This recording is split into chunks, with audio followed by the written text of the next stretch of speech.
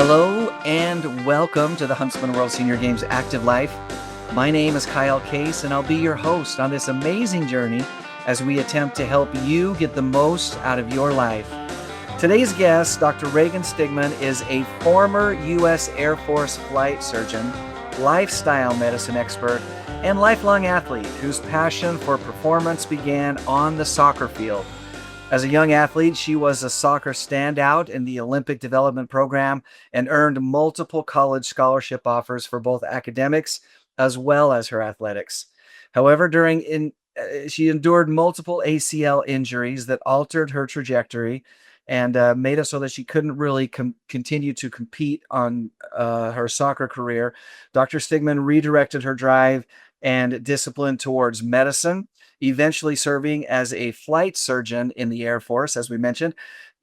That experience sparked her passion for optimizing human performance through lifestyle and sports medicine, helping athletes, pilots, and military personnel maximize performance through nutrition, recovery, and healthy lifestyle strategies. Today, Dr. Stiegman is an associate professor of preventative and lifestyle medicine at Rocky Vista University in Colorado and co-author of the book Staying in the Game, written with Dr. Sharon McDowell Larson, where the two combine personal experience and medical expertise to share insights on sustaining high performance throughout life, which seems like something that we should all be striving for. Dr. Stig, welcome to the show. Kyle, it's an honor to be here. I'm so excited to have this conversation today. Really, really excited to jump in. Well, we're super excited for this follow-up. I mentioned before that you co-authored a book with our friend Sharon. She was on the show a couple of weeks ago, and I think this is going to be a great supplement to the amazing things that she shared with us through her athletic experience as well as her clinical expertise as well. I want to start right off the bat with your expertise in lifestyle medicine and optimizing human performance. There are some kind of pillars that those principles are built upon. What are those pillars and how important are they to our overall health and wellness and longevity? Yeah, Kyle, great foundational basis to launch from. And I think setting the stage for how I launched into my career, there's a lot of pilot and food puns, well, I'm sure we'll get into across this discussion, but bear with me and hopefully you can tolerate them all. But lifestyle medicine in and of itself is one of the fastest growing medical subspecialties out there, not just for docs, but for PAs, nurses, pharmacists, registered dietitians across the board. Why? It is the true evidence basis for how we can truly recapture and reclaim our health as human beings. I know that's why I went into medicine, and I'm lucky enough to have been able to spearhead the lifestyle medicine movement, or we call it lifestyle performance medicine in the military, in 2015 with the Air Force, and it's subsequently grown across the Department of Defense, Department of War. So lifestyle medicine is a 6-pillar system that focuses on what you eat, how you move, how you sleep, how you think, how you moderate risky substance use, and how you mitigate stress, with a big focus on what you eat. Because next to You sleeping, just whip those off like that. I know you think I've. It's like you have those memorized or something. You would think that this might be my career or passion or something. You never know. Say them one more time because I do You think bet. this is important. Here we go. 6 pillars of lifestyle medicine: what you eat, how you move, how you sleep, how you think, how you moderate risky substance use, and how you mitigate stress. With a big focus on, I'm sure Sharon talked about this a lot more plant forward, high fiber focus in nutrition, because we know what creates disease, what creates, we'll call it clogging the pipes of recovery. And we have solutions for that. And they happen to be delicious high fiber solutions. So we can discuss that more. But I really want to foot stomp, Kyle, this idea that lifestyle medicine is not wellness fluff. This is truly the operating system for how we get to age well, stay active, and prevent disease and preserve our performance over time. Essentially, we're no longer just passively declining as we age. We get to now intentionally maintain as we age. I love that as a principle, and we get to watch that happen, firsthand and on the front row among our athletes here as they, continue to age, but also continue to chase the thing that they love to do the most, which happens to be competing and participating in a sporting competition. I know that intentionally or otherwise, and it's probably unintentional in many cases, but our athletes do focus on these six pillars. And I think that this conversation is going to be great to kind of help, verbalize and articulate those things that are important that in many cases are just intuitive to an athlete that's just trying to continue to play basketball or swim or run or play pickleball or tennis or whatever that it is. So I think that's awesome. And I know that you kind of got to this place in your career through your own personal experience. You were a standout soccer star, even working through the Olympic program, and had big dreams, I'm sure, of maybe playing on the biggest stage in the world, the Olympics, the World Cup. But you ran into some difficulties, some injuries. Before we get into the science, tell us a little bit from a personal standpoint what that felt like. You had these big dreams and things seemed to be going so well. Injuries waylaid that. What was that like emotionally, and how did you pivot in a way that was productive to you?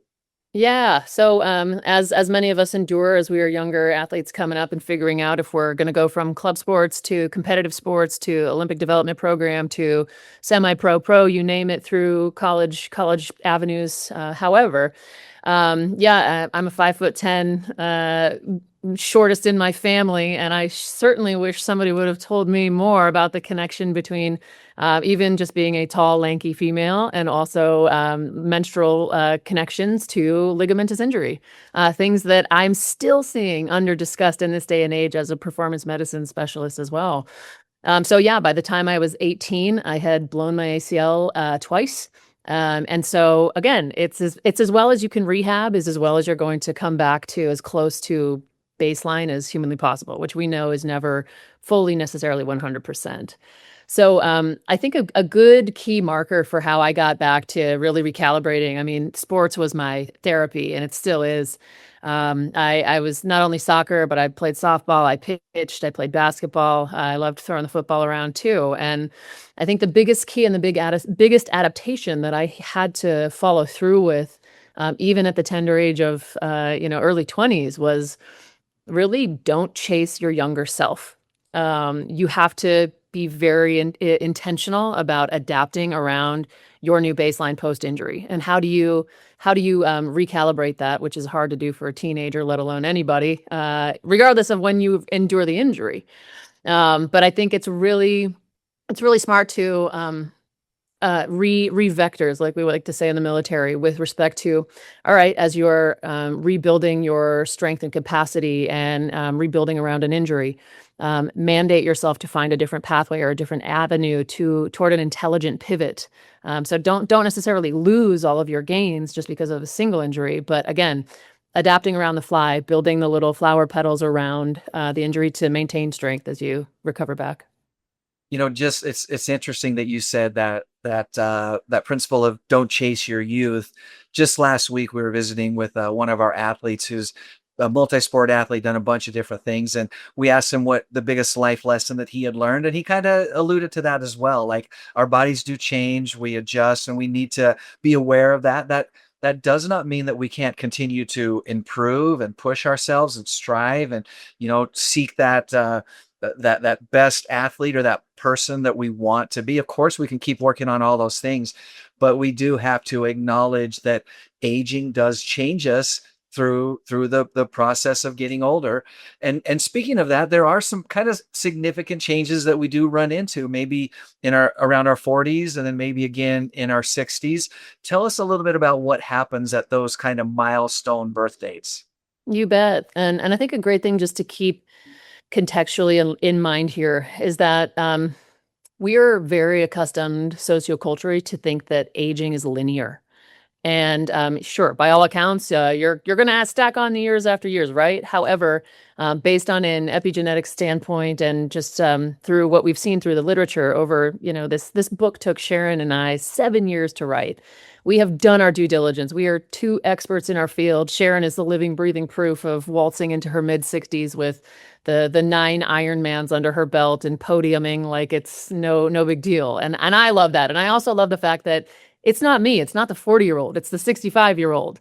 And we live for this conversation, this narrative. So I think, around your 40s, What we talk about in the book is highlighting a lot more molecular shifts that are specific to cardiovascular disease, lipid metabolism, and alcohol metabolism. But when you shift into your 60s, we're talking a lot more about immune regulation, carbohydrate metabolism, oxidative stress, and oxygen carrying pathways.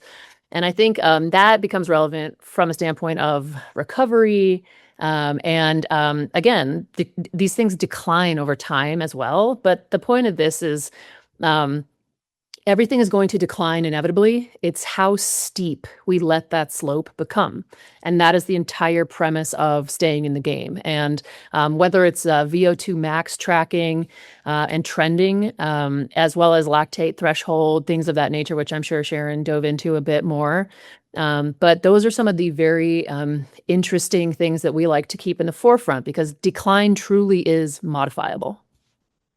And I think that's an important message for all of us to remember. And there are things that we can do that can actually make a difference in that decline. And your comment on controlling the rate or the speed of the decline is fascinating and interesting to me because it is going to happen. There's some inevitability to it. But I'm personally very interested in reducing that slope as much as possible, right?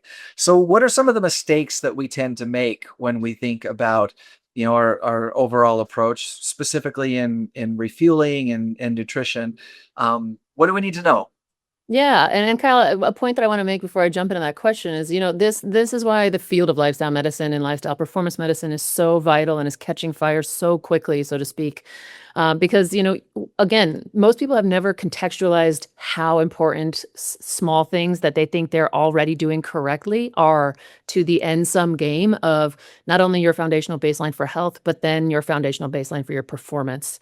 And I think the beauty part about that is nothing will mean more to you than this resonating in your own cells, how you feel it yourself, and how you witness it in your own performance, whether it's VO2 max or whether it's something like hemoglobin A1C, fasting blood glucose, cholesterol panels, you name it.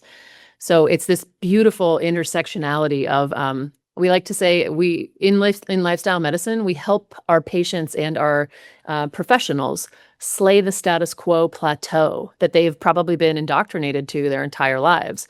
And then as you're paying attention to these little changes across that 6-pillar system, you start noticing these like 1 to 2, 3, 4, 5, 6, 7% increases where you're just like, is this a placebo effect? Oh, no, wait, I'm actually paying attention. I'm actually doing the math. I'm actually trending and tracking things like fiber intake alongside of protein intake, which we'll get to here shortly. But again, one of the biggest, mistakes that I think active adults think and have been conditioned to think their entire lives is that you cannot out-exercise a poor diet and poor nutrition. And We Kyle, did talk about that with oh, Sharon, and I goodness. I believe it up here, but right here I still love a donut and some ice cream once in a I hear while. you. And you and me too. And let me be frank with you, 6 ways from Sunday. I think this just becomes an exercise in discipline and not all or nothing. This is an all or something exercise because again, fully to the one end of the spectrum, especially as sensitive as a subject as food is. Again, it is the most powerful subject too, which is why people are like, whoa, this Doc Stig gal, I couldn't tell if she was just, chirping because she can chirp and she talks about plants all the time. Like, no, folks, I have done this for almost 20 years. And this is where the science is. This is why, I like to say I have an infinity battery.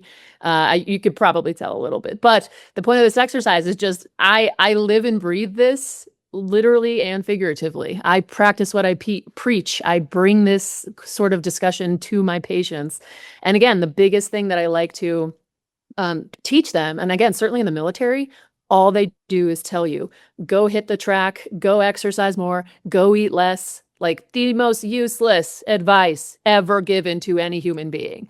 Like, no, let's build a strategy. But guess what, Kyle? We as physicians in particular are not necessarily taught, as certainly when I graduated several years ago now, how to do that. Now lifestyle medicine is coming down the pike very rapidly, and I'm so stoked to be actually training medical students and residents how to deliver this so that we have the tangibles, we have the deliverables, we have the goals to aim at, to hit.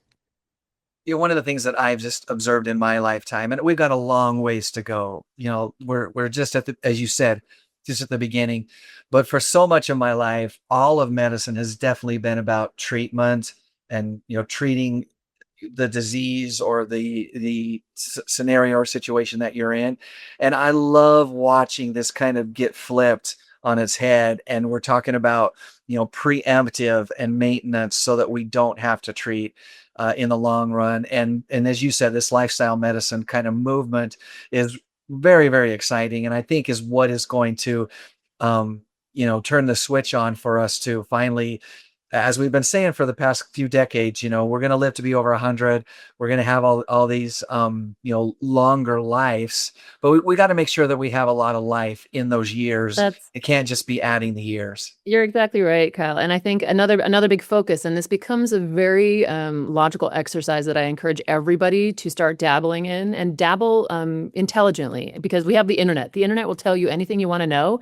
Why I get to stand up here as a lifestyle med and performance med expert is because what have I done? I have vetted probably the last 100 years plus of evidence that has been replicated, that is reliable, and that shows us truly the return on investment with things like cardiovascular disease, metabolic performance, even now neurological performance as it pertains to dementia and Alzheimer's. It is remarkable, and it is, quite frankly, bulletproof. And again, one of the mistakes that I see people make is that they are too focused on protein. And if you can pivot your perspective here, so to speak, start focusing, sure, on your protein. Maybe try looking at the source of your protein and how much that might be contributing or failing to contribute to things like muscle growth or recovery. But certainly, my biggest factor that I always recommend to every new patient to my lifestyle medicine clinic, start tracking your fiber. And that means eat the rainbow, the real thing, not the Metamucil when we were kids growing up, stirring the orange stuff in the glass. Like, no, folks, eat the real thing. Where does fiber come from? Literally anything that grows in the ground. Yeah. So we have the fruits, the veg, the nuts, the seeds, the legumes, the beans, anything. Like it's nature is a brilliant mother, and she knows what she is doing. So again, I think this challenges us to take a step back, not try and find the shortcuts like supplementing, which a lot of people are head over heels for. Use supplements as the icing on the cake, not the cake. And I really like that. And even things like recently, a lot has been pushed forward. Certainly, creatine is one of the supplements that I take, and I take 10 mgs of it. It's not 5. Like, I go for 10. I go for the brain support and the muscle support too. And I think that is just now coming to the forefront. And I think people starting to see big differences with that. That's a great example. So I don't want to spend a ton of time on creatine, but I'm glad that you mentioned it, because in my age bracket, a 50-plus-year-old man, I'm getting bombarded on my social media about it. So I always see 5 milligrams as the recommended amount. You're recommending 10. What's the difference, just real quickly, between 5 and 10, and what are the benefits? Yeah, so I think, a lot of where this originated, muscle regeneration, growth, sustainability, building strong muscle, et cetera, at the 5 end of the spectrum. And then as we evolve into 10, you're getting much more neurocognitive protective effects, which is great. And like, again, we're not just growing our muscles as we age as athletes, right? If we're not preserving our brain, one of the most vital instruments, if not the most vital, then what are we actually doing? So I think it's really important that we're tracking one, how we feel on it. I know there's a lot of reports, people feel bloated, et cetera. Again, be your own best test pilot as you go through this. Be objective, track what you change. Look at things like, okay, I took 10 mgs of creatine every day for the last 7 days or 14 days, and be objective. Rate how you feel, rate your energy, rate your brain fog, rate your headspace clarity. Executive function is where we land on the higher end for that 10 mg dosing. Awesome. Thank you. And I think the other principle that you've talked about throughout that is so important is being your own test pilot, listening to yourself, listen to your heart, listen to your gut, both physically and literally, as well as metaphorically. And, just what works for you is what is going to work for you. We don't have a ton of time left, but I do want to dig a little deeper into the protein versus fiber. As you said, we're kind of being bombarded right now on protein, protein, protein. We know that it is important. Um, the noise of protein is kind of drowning out a little bit of the fiber. But what do we need to know about the two, and how do we make that change in our minds about protein versus fiber? Absolutely. And I think, the biggest thing that you can start doing now, again, be very diligent and intentional and start looking at how much fiber you're actually getting. I think that the biggest sell that I have, and this is the widest runway that hits the entire country, I can tell you 97% of Americans do not meet the required intake for fiber on a daily basis. That is why we are seeing so much rampant chronic disease, so many things that start with small things that we overlook frequently, like overweight diagnoses, obesity diagnoses, that snowball into metabolic dysfunction like prediabetes, that leads to type 2 diabetes, things that de-optimize how our entire physiologic ecosystem functions.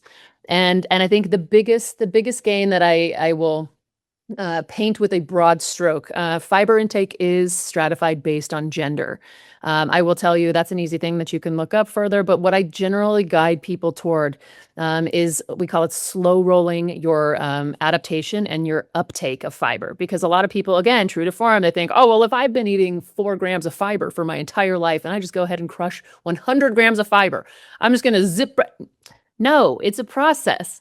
And I think that the biggest key here is the target. And the target is 25 to 30 grams of natural fiber every single day. And a good cue, Sharon might have shared it with you previously as well, but aim for eating 30 different fruits or veg every week. If you're eating that, you are doing the most delightful anti-inflammatory protocol for your entire gut, which is basically your second brain. It is your immune system. We talk in the book about your gut muscle axis. We talk about your gut joint axis. This is the next frontier of how and who will make or break their performance podiuming or not. And this is the beauty part. And that's why Sharon is always on the freaking podium, if I may be so forward. At 60 plus, she's definitely the example. And again, I love the incremental, the idea of you can't do it all at once. Consistency. We talked about consistency. We've got about a minute and a half. Can you share a success story? Somebody that you've worked with that really was able to apply and kind of turn things around. I absolutely can. And so, while I'm sharing the story, this is our book. This is it, Staying in the Game. It's got Sharon on the cover here. As she took first place in her age bracket in Kona last year. So I was like, Sharon, there's no way we're not having you on the cover. Of course, you're going to have her on the cover. Exactly. It just looks so great and awesome too. And so one of the stories that's actually highlighted in the book itself is with the case study. And one of my patients in the military, and he referred to himself as the drinking duck. And of course, he's an asset of the academic institution within Big Air Force. And I remember him coming into my office and saying, "Hey, Doc Stig, why am I about to turn 50? And this is the first time I have ever had a flight surgeon give me this kind of information to preempt me, to give me the capacity to activate myself as a patient." And this is the most beautiful story. He came to me maybe a year or two later and just said, "Hey, Doc, I was at a huge gala event. And all these generals are just, tapping me on the shoulder and saying, 'Oh my goodness, what are you doing?'" And he's just like, "I'm just eating more fiber. I'm paying attention to what I'm doing. I'm making sure that I'm continuing to move and get the right amount of sleep, but I'm really dialing in my food choice." So he's mitigating how much of the conventional system that we are all raised in, eliminating saturated fats, minimizing cholesterol, like eating real food that grows from the ground, that has high fiber, that has these great anti-inflammatory, antioxidizing properties. And what is that, Kyle? That is what we call epigenetic regulation. We call it the Benjamin Button effect of lifestyle medicine. And that is the coolest thing, because people look at you and they're like, "Did you get plastic surgery? What is happening to you?" And you're just like, "No, I'm actually just fueling my body like the champion it should be fueled as, or like the champion high performance machine or jet or F1 race car that it is." And we couple that. We say, don't just be ready, be optimized. And that is the fun part. And dare I say, I say this very tongue in cheek. A great friend of mine, David Goldman, he made this comment. He was like, This intersection of lifestyle med, lifestyle performance med, this is where medicine and athletics and performance really becomes a party and not a prison.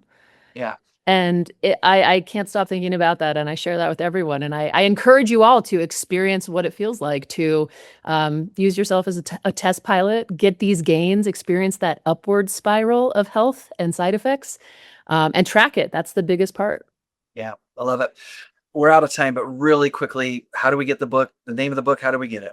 Yep, absolutely. So here it is again. This is Staying in the Game. It is available on Amazon, and you can go to stayinginthegame.org and you can go through our publisher site. They're offering a discount throughout this year.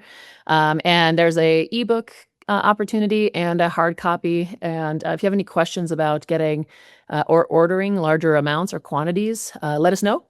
And please don't hesitate to reach out. I'm on LinkedIn. That's probably the easiest. There's About Us sections on the website, stayinginthegame.org. And we look forward to hearing your success stories. So don't be shy about sharing them with the team. Awesome. We'll definitely share the websites and the links in the show notes. Thank you so much for joining us today. We want to wish you the very best in everything you got going on. Oh, likewise. And I'm excited. I'll end you with a quote here. He who has health has hope, and he who has hope has everything. I love it. I love it. Dr. Sick, thank you so much for joining us today. Thanks, Kyle. Just a couple of things to wrap us up here. Time is indeed flying by, but now is the time to get yourself registered for the Huntsman World Senior Games. If you visit seniorgames.net, you can find everything that you need to know and get that registration taken care of. The games this year run from October 5th through the 17th. So put it on your calendar, get prepared, and come and be a part of the Huntsman World Senior Games. Remember to tune in live next and every Thursday at 5:30 p.m. Mountain Time on AM 1450 or FM 93.1 for the Huntsman World Senior Games Active Life. We take this live show and turn it into a podcast, and you can find that podcast wherever you find your favorite shows. You can also find this and previous shows right on our website. Once again, seniorgames.net. Today's inspirational thought, I'll share my own. It comes from Olympic skier Lindsey Vonn. She once said, "I tried, I dreamt, I jumped. I hope if you take anything away from my journey, it's that you all have the courage to dare greatly," which I think is fantastic. Until next Thursday, stay active.